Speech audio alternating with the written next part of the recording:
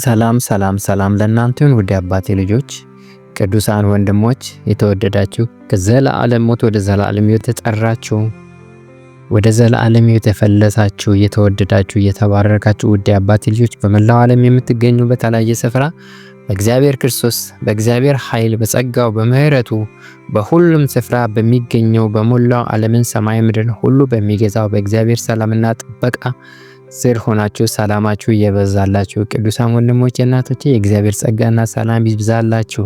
ሰላም ያለንን አምላክ እግዚአብሔርን እናመሰግናለን። የእግዚአብሔር ስም የተባረከ የተቀደሰ ይሁን።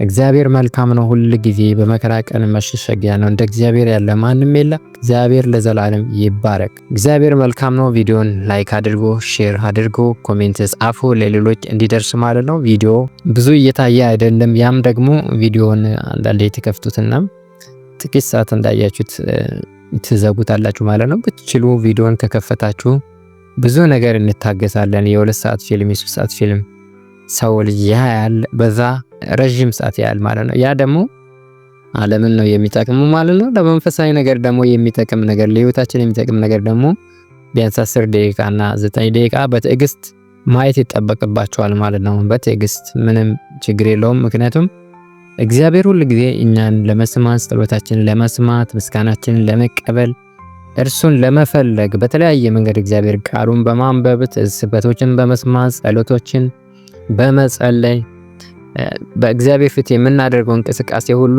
እግዚአብሔር የሚከታተለው የሚጠብቀው እግዚአብሔርም ደግሞ በዚያ መንገድ ወደ እኛ ይመጣል ስንፈልገው። ቆይቼ እግዚአብሔርን ደጅ ጠናሁት እርሱም ዘንበል አለልኝ ይላል እግዚአብሔር። ለዚህ በህይወታችን አብዝተን የምንከተለው አብዝተን የምናደርገው ነገር ይቆጣጠረናል ማለት ነው። በየቀኑ በዓለማዊ ነገር ላይ የሚያዘወትር ሰው ቀኑን በሙሉ ለስጋ የሚሆን ድራማዎች ሊሆን ይችላል፣ ኮሜዲዎች ሊሆን ይችላል፣ ወሬ ነገር ሊሆን ይችላል።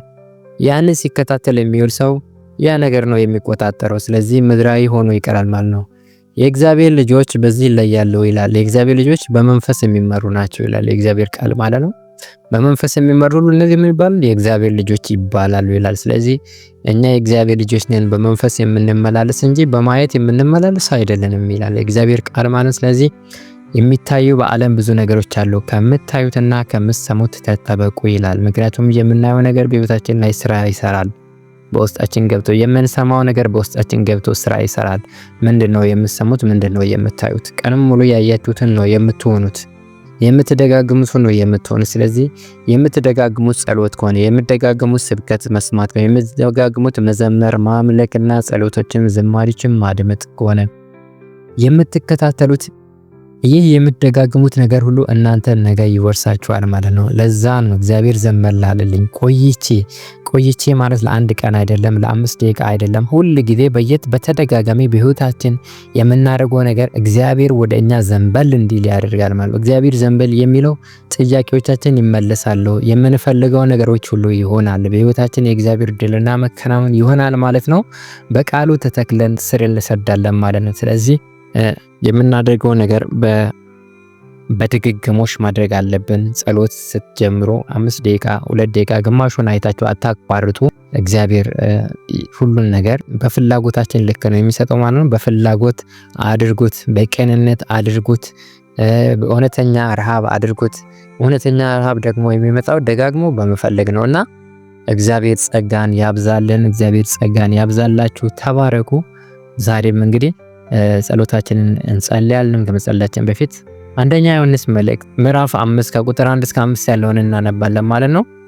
ክርስቶስ ነው ብሎ በኢየሱስ የሚያምን ሁሉ ከእግዚአብሔር ተወልዷል። ወላጁን የሚወድ ሁሉ ከእርሱ የተወለደውን ደግሞ ይወዳል። እግዚአብሔርን ስንወድ ትእዛዛቱንም ስናደርግ የእግዚአብሔርን ልጆች እንድንወድ በዚህ እናውቃለን። ትእዛዛቱን ልንጠብቅ የእግዚአብሔርን ፍቅር ይህ ነውና። ትእዛዛቶቹም ከባድ አይደሉም። ከእግዚአብሔር የተወለደው ሁሉ ዓለምን አሸንፈዋልና። ዓለምን የሚያሸንፈው እምነታችን ነው። ኢየሱስ የእግዚአብሔር ልጅ እንደሆነ የሚያምን በቀር ዓለምን የሚያሸንፍ ማን ነው ይላል። እግዚአብሔር አምላካችን የተባረከ የተቀደሰ ይሁን። ስለዚህ እግዚአብሔር አምላካችን መልካም ነው። እግዚአብሔርን የምንወድ ከሆነ ትእዛዛቱን እንጠብቃለን ማለት ነው። የእግዚአብሔር ትእዛዛቶች ደግሞ ከባዶች አይደሉም ይላል። ከእግዚአብሔር የተወለደ ሁሉ ዓለምን ያሸንፋል። ዓለምን የሚያሸንፈው ደግሞ እምነታችን ነው። እምነታችን ደግሞ ኢየሱስ ክርስቶስ የእግዚአብሔር ልጅ እንደሆነ ማመን ማለት ነው። ይህ የምናምነው እውነት ደግሞ እግዚአብሔር በዓለም ላይ በምናሳልፈው በእያንዳንዱ እንቅስቃሴዎቻችን በአሸናፊነት በድል እንድንወጣ ያደርገናል። የእግዚአብሔር ልጅ ከሚያምን በቀር ዓለምን የሚያሸንፍ ማን ነው ይላል። የእግዚአብሔር ልጅ ነው ብሎ ኢየሱስ ክርስቶስን የሚያምን ሁሉ ዓለምን ያሸንፋል። ኢየሱስ ክርስቶስን አምኖ በእውነት ተከትሎ ትእዛዛቱን እየጠበቀ በዓለም ተሰነካክሎ የሚወድቅ ማንም የለም። ስለዚህ በተለያየ ፈተናዎች ውስጥ ልናልፍ እንችላለን፣ ነገር ግን እናሸንፋለን። ክርስቶስ በዚህ ዓለም ሳለ ብዙ መከራዎችን አልፏል። ብዙ አይነት ቻሌንጆች አጋጥሞታል። በብዙ መንገድ በሁሉ ነገር ተፈትኗል። ያልተፈተነው በኃጢአት ብቻ ነው። ሁሉን ድል ነስቶ ኃጢአትን ያላደረገ ጻድቅ፣ በቀልን ያልፈጸመ ሲሰቅሉት፣ ሲገርፉት፣ ሲያንገላቱት ኢየሱስ ክርስቶስ የሚያደርጉትን አያውቁምና ይቅር በላቸው ነው ያለው። ኢየሱስ ክርስቶስ ብዙ መከራ ሲደርስበት ብዙ ነገር ማድረግ ይችላል። ከሰማይ መላእክትን ማዘዝ ይችላል። መበቀል ይችላል። ምድርን ሁሉ ማውደምና ማንቀጥቀጥ ይችላል። ምክንያቱም ዓለም ሁሉ በእርሱ ተፈጥሯልና። ስለዚህ ነገር ግን ክርስቶስ በትዕግስት አለፈ። ስለዚህ በነገር ሁሉ የተፈተነ እውነተኛ ሊቀ ካህን በሰማይ አለን ይላል። ስለዚህ በመከራዎች እናልፋለን፣ ነገር ግን እናሸንፋለን። ምክንያቱም በምን ስለምናምን? በኢየሱስ ክርስቶስ በእግዚአብሔር ልጅ ስለምናምን በዚህ ዓለምን ሁሉ እናሸንፋለን። ዓለምን የሚያሸንፈው እምነታችን ነው ይላል። እግዚአብሔር አምላካችን እየተባረከ የተቀደሰ ይሁን። እግዚአብሔር አምላካችን ሆይ እንለምንሃለን፣ ጸጋ አብዛልን። ዓለምን የሚያሸንፍ እምነት ነው። እግዚአብሔር ሆይ በምድራዊ ሕይወታችን በእያንዳንዱ በስጋዊ ነገራችን ሁሉ እግዚአብሔር አምላኬ ሆይ ነገሮች ሁሉ መንፈሳዊ ስለሆኑ እግዚአብሔር አምላኬ በጥንቃቄና በማስተዋል ወደ ሕይወታችን የሚመጡትን ነገሮች ሁሉ እግዚአብሔር አምላኬ ሆይ እንደ ፈተና በመቁጠር በጥንቃቄና በማስተዋል እግዚአብሔር አምላኬ ሆይ እንድናልፋቸው እንድንሄድባቸው እግዚአብሔር ሆይ እርዳን። ነገሮችን ሁሉ እግዚአብሔር አምላኬ ሆይ ያለ ነው የተለመደ ነው እያለን በስንፍና ቃላት ብቻ እግዚአብሔር አምላኬ ማለፍ ሳይሆን ነገሮች ሁሉ እግዚአብሔር አምላኬ በመንፈሳዊ አይኖች እየተረዳን የልቦና አይኖቻችን በርተው ነገሮችን በመንፈሳዊ መረዳት እየተረዳን መንፈሳዊ ምላሾችን ደግሞ እየሰጠን እግዚአብሔር ሆይ እንድናልፋቸው እርዳን። በእውነት እግዚአብሔር አምላኬ ሆይ የእግዚአብሔር ልጆች የሆኑ ሁሉ በመንፈስ የሚመሩ ናቸው። በመንፈስ የሚመሩ የእግዚአብሔር ልጆች ይባላሉ ተብሎ እንደተጻፈ በመንፈስ እንድንመራ በእምነት እንድንመራ እግዚአብሔር አምላካችን ሆይ እርዳን። በሕይወታችን የሚሆነውን ነገር ሁሉ በስጋይ አይን በማየት እግዚአብሔር አምላኬ ከማግሮምረምና እግዚአብሔር ስጋይ ምላሽ በመስጠት እንዳንደክም እግዚአብሔር ሆይ በመንፈሳዊ አይን በመረዳት በመንፈሳዊ አይን በማየት በመንፈሳዊ ልቦና በመረዳት መንፈሳዊ ምላሾችን እንድንሰጥ እርዳን። እንደ ቃልህ ምላሽ እንድንሰጥ እርዳን። እግዚአብሔር አምላኬ ሆይ እባክህን እርዳን። ጴጥሮስም ኢየሱስ ክርስቶስ የሚሰቀልበት ጊዜ እንደደረሰና ስለኛ በደልና ኃጢአት መከራን ሊቀበል እንደተዘጋጀ በተናገረ ጊዜ ጴጥሮስ አይሁንብህ መሰቀል የለብህም ብሎ ጴጥሮስ ከክርስቶስ ጋር ተናገረ። ክርስቶስን ሊመክርና ሊገስጽ ጀመረ ማለት ነው። ኢየሱስ ክርስቶስም ምን አለ? አንተ ሰይጣን ከእኔ ራቅ፣ የሰውን እንጂ የእግዚአብሔርን አታስብም አለ። ስለዚህ ኢየሱስ ክርስቶስ ይህን ነገሮችን ያየው በመንፈሳዊ ነው። በመንፈሳዊ ተረዳው። ምክንያቱም ለዓለሙ ሁሉ ኃጢአት ክርስቶስ ከሰማይ የመጣበት ዓላማ በመስቀል ላይ ተሰቅሎ የእኛን ሞት አሸንፎ በሶስተኛው ቀን ተነስቶ በትንሣኤ አሸንፎ ሁሉን ድል ነስቶ የሞትን መውጊያ ሰብሮ ዓለምን ሁሉ ወደ እግዚአብሔር መንግሥት እንዲገባ በር ነው የሚከፍትበት ታላቁ የእግዚአብሔር ዓላማ ያ ነበር። ሰይጣን ያንን ዓላማ ማሳካት ምናልባት እችል ሆን ብሎ ምን አለ? ፍቅር በሚመስል መንገድ መጥቶ ለኢየሱስ ክርስቶስ አትሰቀል፣ አይሁንብህ፣ ይህን መከራ አትቀበላ። ስለዚህ ወገኖቼ እያንዳንዱን ነገር ኢየሱስ ክርስቶስ ነገሮችን ያየው በመንፈሳዊ ነው እንጂ በስጋይ አይደለም።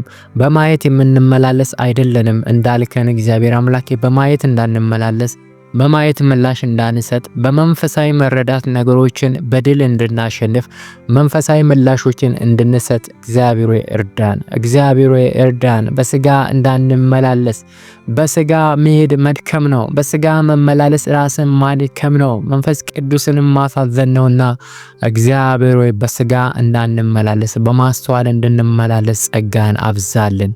ክፉን ነገር ሁሉ ድል የምንነሳበት እምነት ነውና አሸናፊው ጸጋና እምነት በኢየሱስ ክርስቶስም ይሙላብን።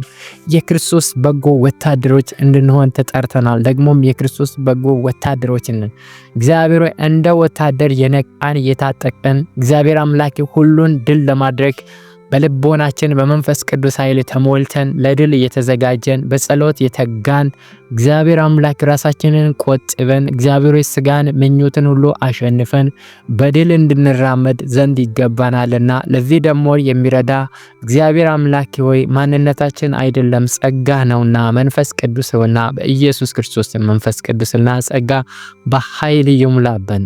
እግዚአብሔር ሆይ ስለ ሁሉ ነገር እናመሰግናለን፣ እንጸልያለን። ለታመሙ ፈውስ ይሁን። እግዚአብሔር አምላክ ሆይ ጌታችን ኢየሱስ ክርስቶስ መከራን፣ ችግርን፣ ሕመምን፣ ቁስልን አይቷል። ስለኛ ተገርፏል። ስለ መተላለፋችን ቆሰለ፣ ስለ በደላችን ደቀቀ፣ ሕመማችንን ሁሉ ተሸክሟል ተብሎ እንደተጻፈ ስለዚህ በነገር ሁሉ የተፈተነ በሕመም የተፈተነ በቁስል የተፈተነ በመናቅ የተፈተነ ኢየሱስ ክርስቶስ እውነተኛ ሊቀ ካህናችን ዛሬ እንጸልያለን። በተለያየ ሕመምና ስቃይ ውስጥ ላሉ በተለያየ ፈተናና መከራ ውስጥ ለሚገኙ ድል ነሺ አሸናፊ መንፈስ ቅዱስ እንዲበዛላቸው እንዲገናኛቸው እንጸልያለን። የጸሎት ምላሾች ሁሉ የሚመለስበት ቀን ይሁን። ለሚያዝኑ እግዚአብሔር እንባ የሚታበስበት ቀን ይሁን። ለደከሙ የሚበረቱበት እግዚአብሔር አምላክ ሆይ አንተ ወዳየህላቸው ዓላማና ግብ የሚገናኙበት ቀን እንዲሆን በኢየሱስ ክርስቶስ ስም እንጸልያለን። እግዚአብሔር ሆይ ከክፉ ነገር ሁሉ ሰውረን፣ ወደ ፈተናም አታግባን። እግዚአብሔር ሆይ ድል ነሺ መንፈስህ ከእኛ ጋር ስለሆነ እናመሰግናለን። ዓለምን የሚያሸንፍ እግዚአብሔር ሆይ ክርስቶስ ኢየሱስን አምነናል፣ በትንሣኤው አምነናል። ይህ ጸጋ በእኛ ላይ አለ። በኢየሱስም በኃይል በእኛ ላይ እንዲንቀሳቀስ ደግሞ በእምነት እግዚአብሔር አምላክ ጸልየናል። ጸሎታችን ደግሞ ስለሰማ እናመሰግናለን። ምሽቱን በሰላም አሳድረን። ስለ ሁሉ ተባረክ። ክብር ምስጋና ለአንተ ብቻ ይሁን። በጌታችን በኢየሱስ ክርስቶስ ስም ጸለይን። አሜን።